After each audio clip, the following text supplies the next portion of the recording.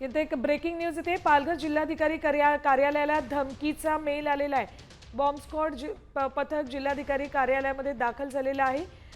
पालघर जिल्हाधिकारी कार्यालयामध्ये हा धमकीचा ईमेल आलाय, त्यामुळे बॉम्ब स्क्वॉड पथक आता जिल्हाधिकारी कार्यालयात दाखल झाले आणि या ईमेलची सत्यताही तपासली जाते आणि संपूर्ण परिसरामध्ये आता सुरक्षा व्यवस्था वाढवण्यात आलेली आहे। पालघर जिल्हाधिकारी कार्यालयाला हा ईमेल आलाय। अपडेट्स घेऊयात आमचे प्रतिनिधी रुपेश पाटील यांच्याकडून। रुपेश, काय अपडेट्स आहेत?